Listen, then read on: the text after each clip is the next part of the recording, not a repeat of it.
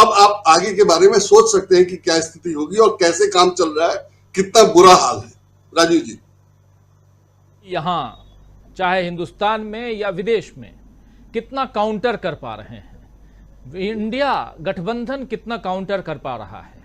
अभी आज ही खबर आई कि सीट शेयरिंग को लेकर के भी अब अगली बैठक होने वाली है, अब बहुत जल्दी होने वाली, 13 तारीख को, इसी 2 दिन बाद परसों बैठक होने वाली है कि आगे की रणनीतियों पर इंडिया गठबंधन जो है वो काम कर रहा है। राहुल गांधी परिवार, राहुल गांधी के सरनेम को लेकर के आखिर आज क्यों चर्चा हो रही है, ये समझना जरूरी है। वरुण गांधी की बात तो आप नहीं कर रहे हैं, लेकिन प्रियंका, सोनिया और राहुल की बात क्यों कर रहे हैं, ये सब बहुत महत्वपूर्ण चर्चा है। और अगर नाम बदलने की, सरनेम बदलने की बात है तो मोदी सरनेम औरों के साथ भी जुड़ा हुआ है और बने रहिए, चर्चा भी जारी है, चर्चा पूरी सुनिए। और वो जो सरनेम जिसको लेकर के राहुल गांधी ने बात की थी, जिस पर उन्हें की मैक्सिमम सजा हुई, तो क्या मोदी जी भी उनको भी ऐसी सलाह बीजेपी के नेता देंगे कि आप भी सरनेम बदल लो, या उन लोगों को जो भाग गए हिंदुस्तान छोड़कर उनको वो सलाह देंगे? तो बहुत सारे सवाल हैं। आना चाहता हूं प्रकाश हिंदुस्तानी जी आपके पास।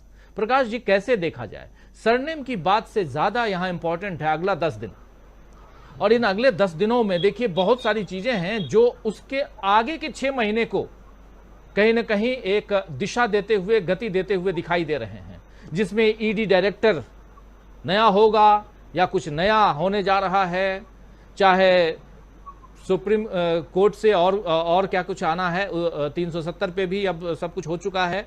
और एक सबसे बड़ी चीज जिसके कयास लगाए जा रहे हैं कि हिंदुस्तान का नाम, 1 नेशन 1 इलेक्शन, तो बहुत कुछ है अगले 10 दिनों में। 15-18 महत्वपूर्ण तारीख है इसलिए भी, और राहुल गांधी कल वापस लौट रहे हैं विदेश से। ऐसे में राहुल गांधी गीता पे भी प्रवचन कर रहे थे, गीता पढ़े हैं, उपनिषद उन्होंने पढ़ा है, ये तमाम बातें कल कह रहे थे, हिंदुत्व को लेकर के अपनी बात रख रहे थे। लेकिन पहले इन 10 दिनों की बात आपसे समझना चाहता हूं। राजीव जी, अगले 10 दिनों में देश की राजनीति जो बदल रही है वो बहुत महत्वपूर्ण है। पिछले कुछ दिनों में जो बदली है उससे भी कम मत आंकिए। घोसी का चुनाव तो एक नमूना है। उत्तर प्रदेश की 80 सीटों पर क्या होगा ये डर भी होगा प्रधानमंत्री जी को। प्रधानमंत्री जी पिछले दिनों सारे के सारे श्रेय खुद लेना चाहते हैं।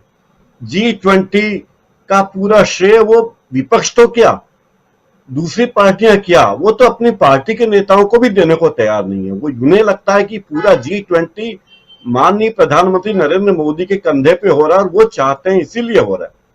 और मुझसे पहले बता चुके हमारे माननीय अखिल स्वामी जी की किस तरह राष्ट्राध्यक्ष नाराज होकर लौटे। केवल ये अच्छे खानसामा है हमारे प्रधानमंत्री जी, हम ये खिलाएंगे, हम ये शाकाहारी व्यंजन कराएंगे, ये कराएंगे, कोई नीति की बात करना नहीं चाहते। और हिमंत बिस्व शर्मा क्योंकि उनको कोई काम है नहीं और उनकी नैया डोल रही है, प्रशांत जी बता चुके हैं किस तरह डोल रही है नैया, उनकी रेटिंग गिर रही है। तो मोदी जी की नजरों में आने के लिए उनका एकमात्र काम बचा है कि स्मृति ईरानी की तरह वे भी राहुल गांधी पर व्यक्तिगत आक्षेप करें। अगर राहुल गांधी के गांधी सरनेम पर उन्हें आपत्ति है तो क्या पता कल को वो आंबेडकर जी के सरनेम पे भी आपत्ति करें कि बाबा साहब भीमराव के पिताजी का नाम तो रामजी सकपाल था, तो बाबा साहब का नाम भीमराव सकपाल क्यों नहीं है, वो ये भी कह सकते हैं। जब इन लोगों को स्टैंड अप इंडिया बनाने में, मेक इन इंडिया बनाने में, इन सब योजनाओं पे कोई आपत्ति नहीं है, लेकिन गठबंधन का नाम संक्षिप्त रूप में अगर इंडिया है तो सबसे ज्यादा तकलीफ है। और जैसा कि सब जानते हैं कि हमारे माननीय प्रधानमंत्री पूरे देश का बोझ अपने कंधों पर लेकर ही चल रहे हैं, बेचारों की कमर चरमरा रही होगी, तो कितना वजन उनके कंधों पे है। देश की जितनी योजना है सब प्रधानमंत्री के नाम पे है। वो नरेंद्र मोदी नाम रखना चाहते होंगे कि नरेंद्र मोदी योजना, लेकिन क्या करें, प्रधानमंत्री रोजगार योजना नाम रखना पड़ा, प्रधानमंत्री फसल बीमा योजना नाम रखना पड़ा, नरेंद्र मोदी फसल बीमा नहीं कर सकते थे। प्रधानमंत्री रोजगार प्रोत्साहन योजना, प्रधानमंत्री कौशल विकास योजना, प्रधानमंत्री वय वंदना योजना, प्रधानमंत्री कर्मयोगी मानधन योजना, प्रधानमंत्री श्रम योगी योजना, प्रधानमंत्री उज्ज्वला योजना, प्रधानमंत्री मुद्रा लोन योजना, प्रधानमंत्री फसल बीमा योजना, प्रधानमंत्री ग्रामीण आवास योजना, प्रधानमंत्री आयुष्मान भारत योजना, प्रधानमंत्री कर्मयोगी मानधन योजना, धन लक्ष्मी योजना, सारी योजनाओं के नाम उनका बस चले तो वो प्रधानमंत्री नरेंद्र मोदी के नाम पे रख दे, लेकिन उनके बस में नहीं है। मुझे ये लगता है कि हमारे माननीय प्रधानमंत्री इतने बड़े मैं कहूंगा कलाकार हैं कि अगर आगामी वो ये भी व्यवस्था कर सकते हैं कि अगले चुनाव में जिस पार्टी को कम वोट मिलेंगे वो पार्टी जीतेगी, क्योंकि उन्हें अंदाज हो गया होगा कि बीजेपी की क्या हालत होने वाली है। तो ये सारी बातों में वो लोगों का ध्यान भटकाने के लिए और पूरा लाइमलाइट खुद अपने ऊपर लाने के लिए, ये वैसा ही है जैसे कि कोई व्यक्ति कहे कि चूंकि मैं प्रमुख हूं इसलिए मैं ही सब कुछ हूं। तो हमारे प्रदेश में भी ऐसा हमारे माननीय मुख्यमंत्री करते हैं कि जो कुछ भी होता है हमारे यहाँ केवल शिवराज सिंह चौहान करते हैं, और जैसे दिल्ली में जो कुछ होता है वो माननीय नरेंद्र मोदी करते हैं। विदेश के प्रतिनिधि जो आए उनके साथ जो बर्ताव किया उसमें एक को छोड़कर मुझे सबके साथ हुए बर्ताव पर आपत्ति है।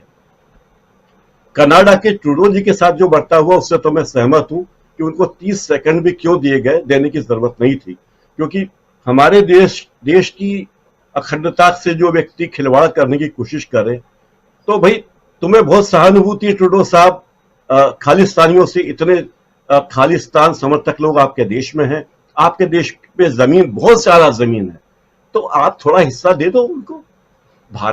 भारत या हिंदुस्तान के साथ या इंडिया के साथ क्यों हस्तक्षेप करना चाहते हो? दूसरे देश के मामलों में अपनी टांग क्यों अड़ा रहे हो? चीन के मामले में टांग अड़ाते नहीं हो, जब चीन में आंदोलन होते आप टांग अड़ाते नहीं हो, भारत के मामले में क्यों टांग अड़ा रहे हो? तो मुझे लगता है उनको छोड़कर बाकी सबके साथ गलत हुआ। और इस देश में प्रधानमंत्री के पास क्योंकि कोई एजेंडा है ही नहीं, तो वो जो बात एजेंडा में नहीं होती, ऐसा है राजीव जी कि एक दिन मैं घर आया और खाना तैयार नहीं था। मैंने श्रीमती जी से कहा कि खाना क्यों नहीं बना? उन्होंने कहा आपने इस कमरे की दीवार पीली क्यों पुतवाई है, नीली होनी थी। मैंने कहा भाई मैं खाने की बात कर रहा हूं। उन्होंने कहा नहीं ये बल्ब, बिजली का बल्ब शॉर्ट हो गया, आपने बदलाया क्यों नहीं? तो ये ऐसी योजना बनाते हैं हमारे प्रधानमंत्री, जब वो खुद कुछ कर नहीं पाते तो चीजों को घुमाते हैं, अपना काम नहीं बताते। आपने क्या किया, आपने विदेश जाकर क्या किया, आपने विदेश जाकर कहा था अगली बार ट्रंप सरकार, फिर बाइडेन के हाथों आपने जो अपना सिर फुट्टा बल किया। और जिस तरीके से अगर बाइडेन साहब को इंडिया में प्रेस कॉन्फ्रेंस करने का मौका मिलता, शायद उन्हें डर होगा, तो बाइडेन साहब की प्रेस कॉन्फ्रेंस में भारत के पत्रकार भी होते और वे इस सरकार के बारे में सवाल पूछ सकते थे। ये प्रोटोकॉल भी होता है कि अगर बाइडेन साहब की प्रेस कॉन्फ्रेंस इंडिया में हुई तो हमारे प्रधानमंत्री को भी उस प्रेस कॉन्फ्रेंस में रहना पड़ता, तो वे नहीं चाहते होंगे कि उन्हें उस प्रेस कॉन्फ्रेंस में रहना पड़े, इसलिए उन्होंने कहा कि न रहेगा बांस न बजेगी बांसुरी, भारत में बाइडेन साहब को प्रेस से बात करने ही मत दो, क्योंकि उनकी मजबूरी खत्म हो गई इससे।